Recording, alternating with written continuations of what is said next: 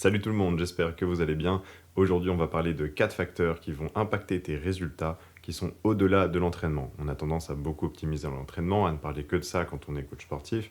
Par contre, il y a des facteurs externes qui vont faire que tu vas avoir des résultats ou non. Donc on va tout de suite voir ça.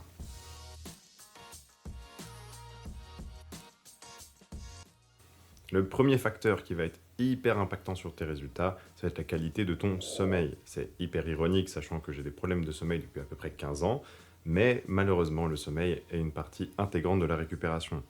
Quand on s'entraîne, on met le corps en stress et derrière, on va devoir récupérer. On va devoir se reposer, avoir une bonne nutrition, etc. Mais on en parlera un peu plus tard. Si j'ai un sommeil absolument foireux, qu'est-ce que ça va faire? Déjà, si tu as mal dormi ou pas suffisamment, tu vas avoir un déficit en GH. La GH, c'est la Growth Hormone, donc l'hormone de croissance. C'est elle qui va le plus impacter la prise de masse musculaire, mais qui va aussi jouer un énorme rôle dans la récupération. Avoir peu de GH dû à un mauvais sommeil va donc beaucoup impacter tes résultats. Le fait d'être en déficit de sommeil va aussi favoriser l'apparition d'un cortisol en abondance. Le cortisol, on l'appelle souvent l'hormone du stress. C'est un peu plus complexe que ça. Effectivement, quand on est stressé, on a beaucoup de cortisol, mais on verra ça dans le point suivant. Mais le cortisol, il est vital, sinon on ne pourrait pas se lever le matin, ce serait chiant. Mais le cortisol va impacter le catabolisme musculaire, donc c'est-à-dire la destruction des cellules musculaires. Donc avoir un cortisol trop abondant est bien sûr néfaste pour les résultats sportifs. Un peu moins connu, mais le manque de sommeil va aussi impacter les hormones liées à la faim, et notamment la gréline et la leptine. La gréline, on l'appelle plutôt l'hormone de la faim, et la leptine plutôt l'hormone de la satiété. En général, en manque de sommeil, on aura une augmentation de la gréline, donc on aura une sensation de faim. C'est pour ça que des fois, quand on a mal dormi, on a tendance à beaucoup manger, à avoir beaucoup moins de volonté par rapport à la diète. Par contre, la leptine, elle va être diminuée, vu que la gréline sera importante, et donc du coup, on aura moins de satiété. Dans le cas, par exemple, d'un objectif de perte de poids, avoir peu de satiété va être très difficile à gérer. Pour finir, le manque de sommeil aura aussi des impacts cognitifs. On sait tous que quand on a mal dormi, on est moins concentré.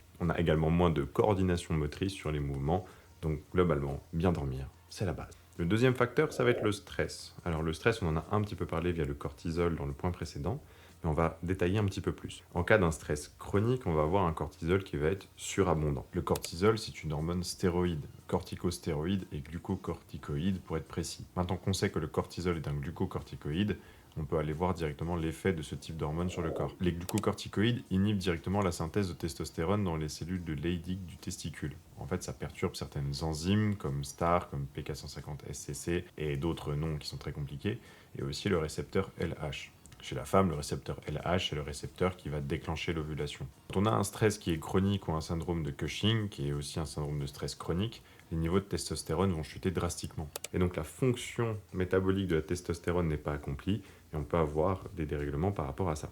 Donc la testostérone, c'est une hormone qui est capitale pour la force, pour le développement de la masse musculaire, mais aussi pour d'autres fonctions comme la libido. Comme j'ai dit avant dans le cas du sommeil, le cortisol va aussi favoriser le catabolisme musculaire, c'est-à-dire la destruction des cellules, qui est en ennemi de l'anabolisme musculaire, ce qu'on cherche plutôt en général dans un cadre sportif. En cas de cortisol trop élevé, on va aussi avoir des perturbations sur l'insuline. L'insuline, c'est une hormone qui est hyper complexe et qui est hyper vitale pour le corps, c'est peut-être l'une des hormones les plus puissantes dans le corps. Pas trop détailler tous les mécanismes physiologiques là-dessus, on verra ça dans une autre vidéo. En tout cas, avoir trop de cortisol va en général favoriser la prise de masse grasse. Donc être stressé, ça peut vraiment limiter les résultats dans le cadre d'une perte de poids, parce qu'on a vu qu'il y avait une perturbation sur l'insuline et le stockage des graisses, mais aussi sur la prise de muscle, parce que on va avoir plus de catabolisme musculaire et aussi on va avoir un taux de testostérone qui va être trop faible. Donc si on a un stress chronique, là de toute façon on dépasse le cadre sportif, il faut gérer le stress chronique, le stress est un tueur silencieux, donc je vous invite vraiment à vous focaliser sur les éléments qui vous stressent et à essayer de les régler, même si je sais que c'est bien plus simple à dire qu'à faire. Par rapport à la qualité du sommeil, vous trouverez dans la description 2 études qui m'ont aidé à faire cette vidéo. Par rapport à tous ces éléments liés au cortisol et au stress, vous trouverez aussi 2 études dans la description de cette vidéo. Le troisième facteur, il est un peu moins physiologique, il est plus social. C'est tout simplement l'environnement social et le soutien qu'on peut avoir dans son objectif. Qu'on soit dans un objectif de perte de poids, de recomposition corporelle ou de prise de masse musculaire, c'est parfois difficile à amener auprès des proches. Forcément, parce qu'on fait des changements dans notre mode de vie, peut-être qu'on s'entraîne un petit peu plus, peut-être qu'on a une diète qui est spécifique. Donc du coup, il est parfois notable que l'environnement de ses amis, de sa famille, de son conjoint ou sa conjointe n'est pas tout à fait propice en fait à la réalisation de ces objectifs-là. On a plusieurs études qui montrent que quand on est soutenu dans une démarche, on a plus de chances d'adhérer à la démarche sur le long terme.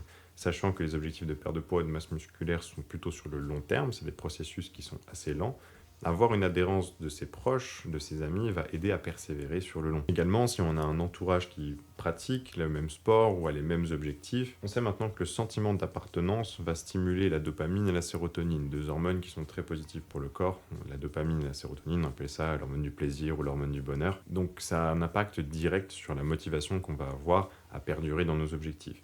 À titre personnel, j'ai plus souvent été dans des phases de perte de poids pour rentrer dans des catégories de poids liées au sport que je pratique, et c'était parfois difficile à faire comprendre à ma mère, qui a comme mission divine sur Terre de me nourrir, et en abondance. Donc ça a été parfois un peu compliqué sur certains repas de famille, de devoir se priver de certains aliments, de devoir manger des plus petites portions, etc. Par contre, avec un peu de pédagogie, on peut expliquer à ses proches, à ses amis que voilà, je suis en train d'avoir cet objectif-là, je vais devoir modifier un peu mon comportement, peut-être un peu moins d'apéro, peut-être des apéros un peu plus clean, mais en tout cas, voilà. Il faut parfois faire un peu de pédagogie auprès de ses proches et se rapprocher des personnes qui partagent le même objectif. Le sentiment d'adhésion, le sentiment de groupe sur un objectif va vraiment donner de la motivation. Encore une fois, sur le sentiment d'appartenance et la motivation, vous trouverez 2 études dans la description.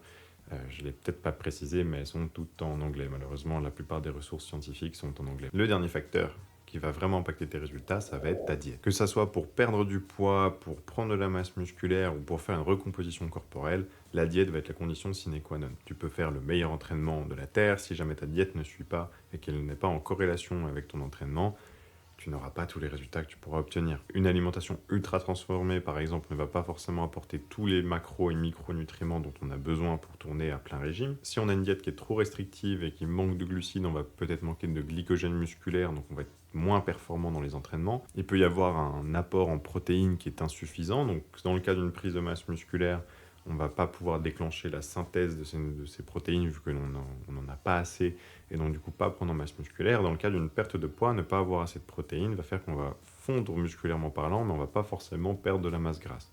Ou alors on va perdre beaucoup de masse musculaire, beaucoup de masse grasse, mais au final on va avoir des effets dommageables sur le long terme si on perd cette masse musculaire. Donc pas assez de protéines dans les différents objectifs, c'est en général un très gros problème. On peut rentrer un peu plus dans le détail en disant aussi sur le seuil de leucine.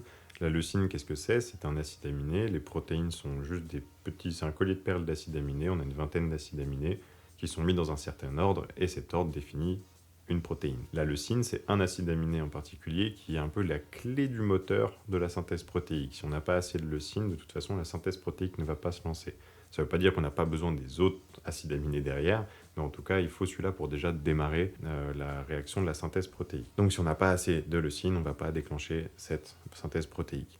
À partir du moment où on mange son quota de protéines par jour et que c'est des protéines complètes, donc dans des œufs, dans de la viande, dans des produits laitiers, on devrait avoir nativement suffisamment de leucine. Par contre, si vous avez une alimentation qui est végétarienne ou végétalienne, il faut faire attention à ça, il faut peut-être essayer de prendre des compléments pour avoir suffisamment de leucine.